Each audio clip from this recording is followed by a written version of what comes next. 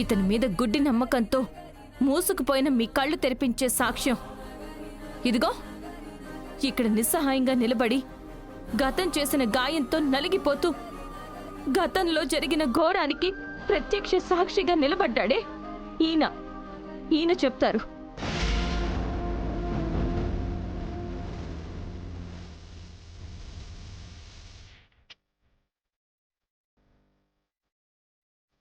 ఈ లీలాకృష్ణ గారి గతంలో చేసిన లీలలేంటో నాన్నా చెప్పండి, నోరు విప్పండి నాన్నా. జానకమ్మ గారు, ఆ భగవంతుడి సాక్షిగా, నేను కట్టుకున్న నా భార్య బిడ్డల సాక్షిగా, దేవత లాంటి మీ పవిత్రమైన పాదాల సాక్షిగా చెప్తున్నాను, ఈ లీలాకృష్ణ తులసమ్మను ప్రేమ పేరుతో వంచాడు, పెళ్లికి ముందే తల్లించేశాడు.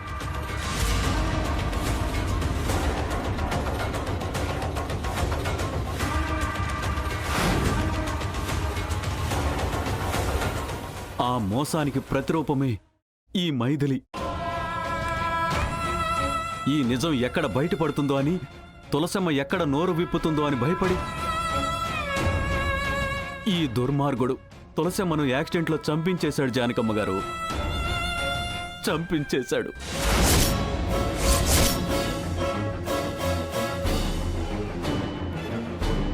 గుణశేఖర్, నువ్వు చెప్పేది నిజమా? అవునమ్మా, తులసమ్మ బిడ్డ తన రక్తమే అన్న నిజం ఎక్కడ బయటపడుతుందోనని భయంతో తల్లిని బిడ్డని కూడా చంపాలని చూసిన నీచుడమ్మా వీడు.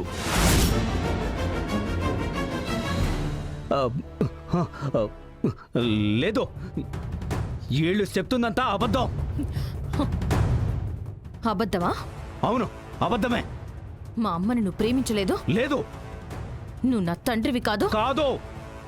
నా ఒంట్లో ప్రవహించేది నీ రక్తం కాదు? కాదు కాదు కాదు.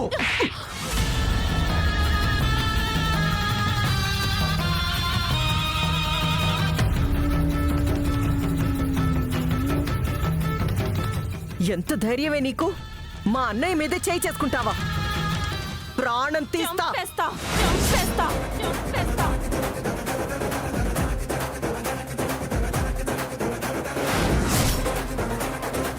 నా తల్లి చావుకి కారణమైన ఈ లీలాకృష్ణని ఖచ్చితంగా చంపేస్తా. ఏయ్, నీకేమన్నా పిచ్చి పట్టిందా? నా అల్లుడు పెళ్లికి ముందే తప్పు చేశాడంటే మేము దాన్ని నమ్మాలా? నమ్మకు.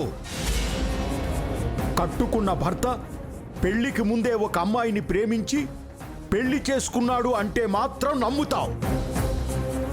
అదే నీ అల్లుడు పెళ్లికి ముందే ఒక ఆడపిల్లకు ద్రోహం చేశాడు, ఆ నిజాన్ని మన దగ్గర దాచి మన కూతురి మెడలో కూడా తాళి కట్టి తనకు కూడా అన్యాయం చేశాడు అంటే మాత్రం నమ్మకు. నిజం నిప్పు లాంటిది జానకి. అది ఈ రోజు కాకపోయినా రేపైనా సరే నీ ఇంటిని దావానలంలా దహించక మానదు. ఆ రోజు ఏడ్చే కంటే అమాయకురాలైన ఈ మైథిలికి న్యాయం జరిపించు. పోయిన నా కూతుర్ని ఎలాగూ తీసుకురాలేను, కనీసం నా మనవరాలికైనా న్యాయం జరిగేలా చూడు జానకి. నోరు ముయ్యండి. కన్న కూతురు మీద ప్రేమ లేదు గాని పెళ్లికి ముందే తప్పు చేసిన దాని కూతురు మీద మాత్రం ప్రేమ పొంగుకొస్తోందే. ఈ ఎవడికి పుట్టిందో తెలియని మనవరాలి మీద మమకారం పొంగిపోతోందే. జానకమ్మ గారు, నోరు అదుపులో పెట్టుకుని మాట్లాడండి, లేదంటే నా చెయ్యి అదుపు తప్పాల్సి వస్తుంది.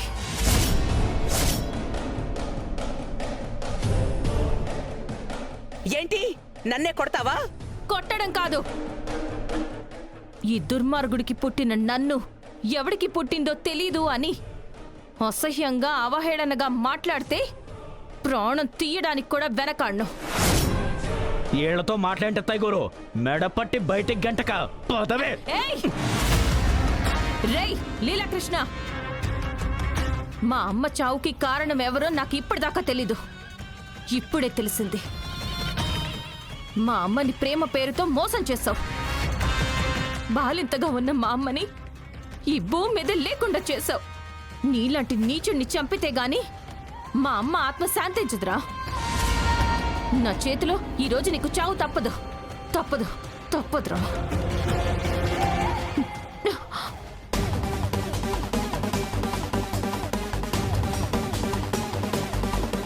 రేయ్! అయ్యో ఏయ్, అమ్మా, ఏయ్, ఏయ్, అమ్మా, ఏయ్, మైథిలి, మైథిలి, ఆగు, ఆగు తల్లి. మైథిలి, మైథిలి. మైథిలి, వదులు. మైథిలి, ఆగు. వదులుంటే. వదలండి. మైథిలి, అమ్మ, మైథిలి, బాబు, మైథిలి, వదిలేయ్. ఏం చేస్తున్నావ్? వదిలేయ్, నన్ను వదిలేయ్. నీకే చెప్పేది. ఆగు. ఏయ్, మైథిలి. అమ్మ మైథిలి,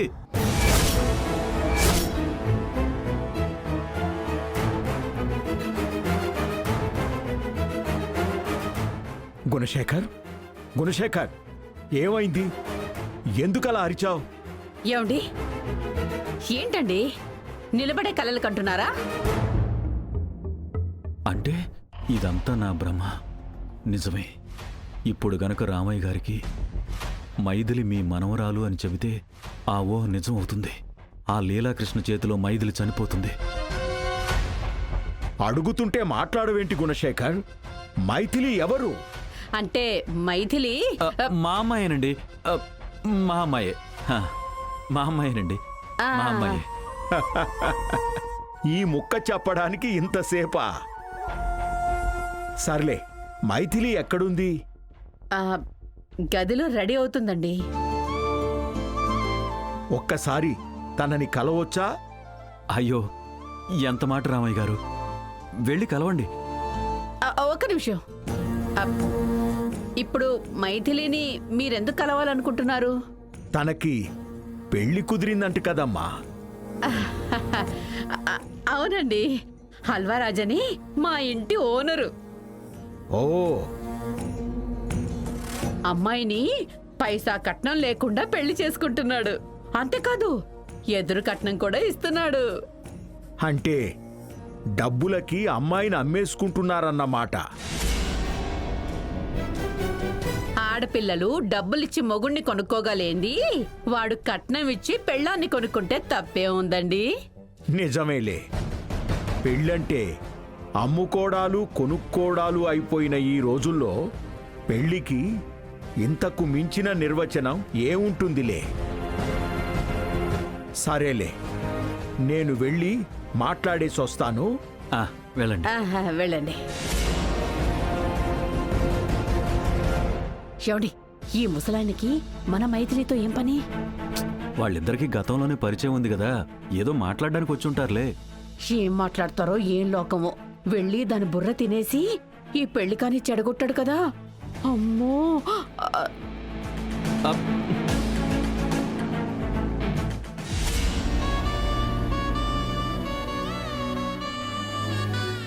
రామయ్య గారు, నన్ను క్షమించండి. మీ మనవరాలే అనే నిజం నోటిదాకా వచ్చినా పెదవి దాటి బయటికి రాలేకపోయింది. ఇంకా ఈ నిజాన్ని దాచి మీ తాత మనవరాల్ని కలవకుండా చేసినందుకు మనసులో బాధగా ఉన్నా తనకు ఒక మంచి అబ్బాయితో పెళ్ళయ్యేంత వరకు, తనకు రక్షణగా తన భర్త వచ్చేంత వరకు ఈ నిజాన్ని చెప్పకూడదని గట్టిగా నిర్ణయించుకున్నానండి. అమ్మా మైథిలి, తాతయ్య, తాతయ్య మీరా? ఏంటి సడన్ సర్ప్రైజ్? ఫోన్ కూడా చేయకుండా వచ్చేసారు. నీకీ రోజు నిశ్చితార్థం అంట కదమ్మా, అది తెలిసే వచ్చాను. అవును తాతయ్య, నా నిశ్చితార్థానికి మిమ్మల్ని పిలవనందుకు సారీ. పర్వాలేదులే అమ్మా, నువ్విష్టపడి చేసుకుంటున్న పెళ్ళైతే ఈ తాతయ్యని సంతోషంగా పిలుస్తావు. ఈ పెళ్ళే ఇష్టం లేనప్పుడు ఎలా పిలుస్తావులే? నాకు ఈ పెళ్లి ఇష్టం లేదని మీకెలా తెలుసు తాతయ్య? నీ ముఖంలో కనపడుతున్న బాధే తెలుస్తుందమ్మా. ఈ పెళ్లి ఇష్టం లేదు అని. అవును తాతయ్య, మా తమ్ముడు కేసులో ఇరుక్కోవడం వల్ల వాడిని కాపాడుకోవడానికి వేరే దారి లేక ఈ పెళ్లికి ఒప్పుకున్నాను. అలా ఎలా ఒప్పుకుంటావమ్మా? ఇష్టం లేకపోయినా చేయడానికి ఇదేమైనా ఉద్యోగమా? పెళ్ళి. నిజమే తాతయ్య గారు. కాకపోతే చూడమ్మా, అలాంటి దుర్మార్గుణ్ణి చేసుకొని జీవితకాలం బాధపడే కంటే ధైర్యం చేసి నాకీ పెళ్లి ఇష్టం లేదని చెప్పు. చెప్పలేను తాతయ్య. అలా చెప్తే నా స్వార్థం నేను చూసుకున్న దాన్ని అవుతాను కదా. అలా అని నీ తమ్ముడి కోసం నీ జీవితాన్ని త్యాగం చేస్తావా? నిన్ను ప్రేమించే మనిషికి ద్రోహం చేస్తావా?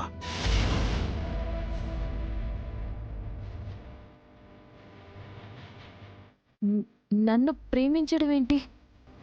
అసలు నన్నెవరు ప్రేమిస్తున్నారు? ఆ విషయం చెప్పడానికే వచ్చానమ్మా. పేరు చెప్పను కాని ఒక అబ్బాయికి నువ్వంటే పంచ ప్రాణాలు. నిన్ను తన ప్రాణం కంటే ఎక్కువగా ప్రేమిస్తున్నాడు. నువ్వే తన సర్వస్వం అనుకుని నీ ప్రపంచంలోనే బతికేస్తున్నాడు. నువ్వొక్కసారి తన ప్రేమను అంగీకరిస్తే నిన్ను పెళ్లి చేసుకోవాలని ఆశపడుతున్నాడు. నాకు తెలిసి నీకు భర్తయ్యే అన్ని అర్హతలు అతనికున్నాయి. నువ్వు అంటే ఆ అబ్బాయిని ఇప్పుడే పిలిపిస్తాను. ఏమంటావమ్మా? ప్రేమించడం కన్నా ప్రేమించబడడం అదృష్టం అంటారు. కానీ నాకు ప్రేమించే అదృష్టం లేదు తాతయ్య. ఎందుకంటే నేనున్న పరిస్థితుల్లో అమ్మకిచ్చిన మాట ప్రకారం తల వంచి తాళి కట్టించుకోవడం తప్ప మరొకరి ప్రేమ గురించి ఆలోచించే అవకాశం నాకు లేదు. నన్ను ప్రాణం కంటే ఎక్కువగా ప్రేమించే ఆ వ్యక్తికి చెప్పండి, ఈ మైథిలి దురదృష్టవంతురాలని. అతని ప్రేమను ఈ జన్మకి పొందలేనని. అది కాదమ్మా. ప్లీజ్ తాతయ్య, ఇంతకు మించి నేనేమి చెప్పలేను. మీరు పెద్దవారు, నా బాధను అర్థం చేసుకుంటారని అనుకుంటున్నాను. సరే అమ్మా, మీ కుటుంబంలో వెలుగులు నింపడం కోసం హారతి కర్పూరంలా నిన్ను నువ్వు దహించుకుంటున్నావన్నమాట. కానీ ఈ తాతయ్య మాత్రం చూస్తూ ఊరుకోడమ్మా. తన మనవరాలికి న్యాయం జరిపించి తీరుతాడు. వస్తానమ్మా.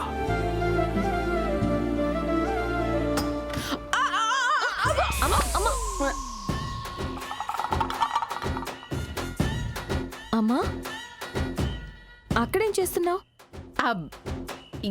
ఏం లేదు, లోపలికి రాబోయాను. ఈలోపు ఆయన తలుపు తీశారు. సరేనమ్మా, వస్తాను. అలాగే, వెళ్ళండి, వెళ్ళండి.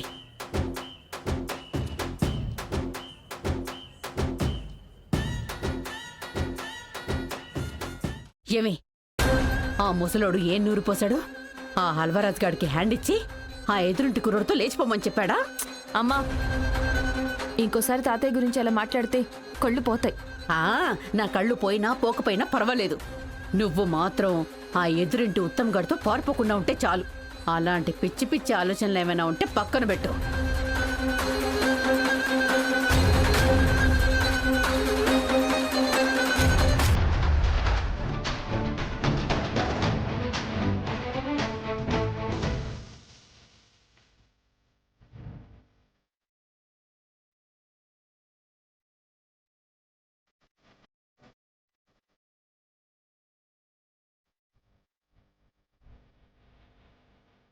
తాతయ్య, మైథిలి ఏముంది? నా ప్రేమను అర్థం చేసుకుందా? నా లోన్ యాక్సెప్ట్ చేసిందా? చెప్పండి తాతయ్య. లేదు మనవడా. వాళ్ళ తమ్ముణ్ణి కాపాడుకోవడానికి వాళ్ళ అమ్మకిచ్చిన మాటకి కట్టుబడి తన పెళ్లి జరగక తప్పదని చెప్పింది.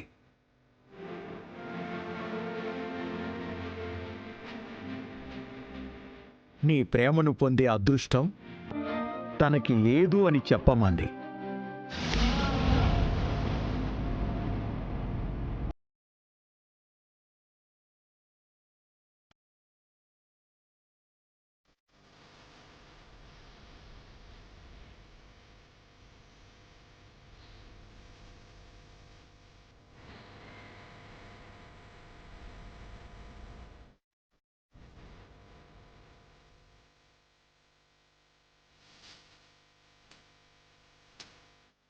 నా బ్యాడ్ లక్, నిజంగా నా బ్యాడ్ లక్.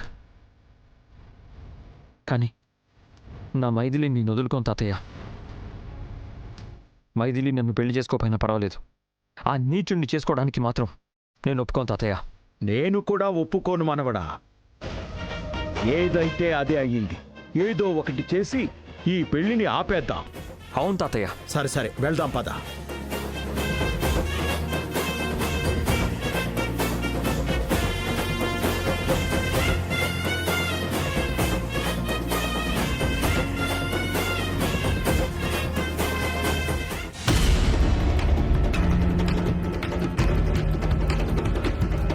వీడేంటి ఈ ముసలోడితో కలిసి వచ్చాడు? ఈ పెళ్లి ఆపడానికి ఏమైనా ప్లాన్ చేశాడా?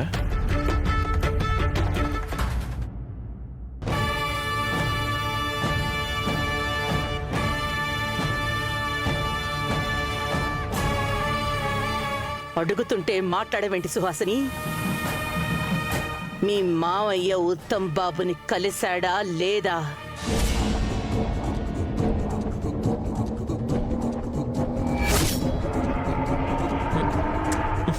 థ్యాంక్ యూ తాతయ్య.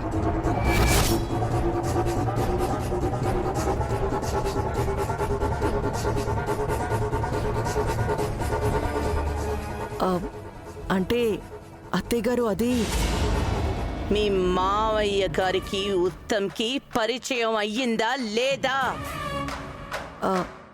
అత్తయ్య గారు నాకు తెలిసినంత వరకు నువ్వు నిజం చెప్పుంటే నా ప్రశ్న వెనకాలే జవాబొచ్చేది. కానీ నిజం చెప్పడానికి బదులుగా నీళ్లు నవ్వులుతున్నావంటేనే అర్థమవుతోంది నువ్వు నా దగ్గర నిజాన్ని దాచావని. లేదత్తయ్య గారు. నోర్మయ్, మనం శత్రువుల ముందు మాత్రమే నిజాలు దాస్తాం. కానీ నువ్వు నా దగ్గర నిజాన్ని దాచావంటే నువ్వు నన్ను శత్రువుగా భావిస్తున్నావా? లేదత్తయ్యా, మీరు పేరుకి అత్తయ్య అయినా నాకు తల్లితో సమానం. మరి తల్లి లాంటి అత్తయ్య దగ్గర నిజాన్ని ఎందుకు దాచావు?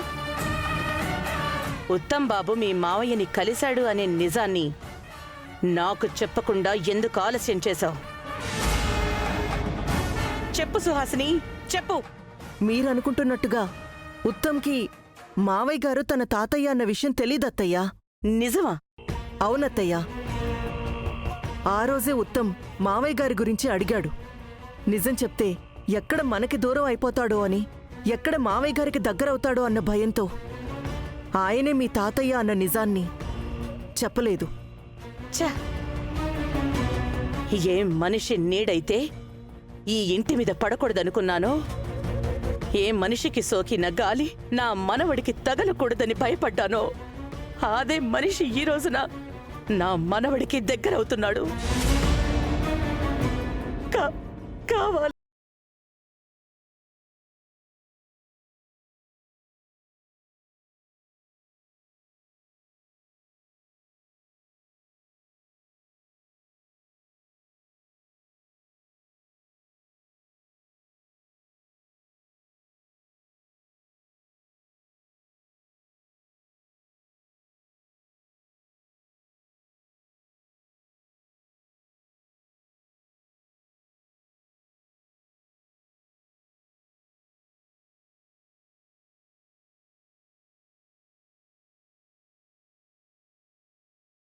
దేవుడా! ప్లీజ్ ప్లీజ్ అత్తయ్య, మీరు ఏడవకండి. అత్తయ్య ప్లీజ్ ఏడవకండి. అత్తయ్య, మీ కన్నీళ్ళని మేము చూడలేం. అత్తయ్య గారు బాధపడకండి ప్లీజ్. మీ కన్నీళ్ళు మేము చూడలేం. ప్లీజ్ అత్తయ్య గారు. అమ్మా ఏడవకమ్మా. ఎందుకమ్మా? ఇప్పుడేమైందని? ప్లీజ్ అమ్మా ఏడవకు. ప్లీజ్ అత్తయ్య ఏడవకండి. అమ్మా ప్లీజ్ అమ్మా. ప్లీజ్. మరేం చేస్తానే, అంతా నా కర్మ. మళ్ళీ నా జీవితంలోకి రాడు అనుకున్న మనిషి సిగ్గు ఆత్మాభిమానం విడిచి మన ఇంటి ముందే తిరుగుతున్నాడు. చీకొట్టి చీదరించుతున్నా సరే చీము నెత్తరు లేని వాళ్ళ నా మనవడికి దగ్గరవుతున్నాడు. వాణ్ణి కాపాడుకోవాలి, కాపాడుకుని తీరాలి. బాధపడకండి అత్తయ్య గారు. మావయ్య గారు మన ఉత్తమ్ మనసు మార్చేలోపే మావయ్య గారి మీద మన ఉత్తమ్కి ద్వేషం పుట్టిస్తాం, పగని రగిలిస్తాం. ఆయన్ని కలవాలన్నా చూడాలన్నా అసహ్యం పుట్టేలా చేస్తాం.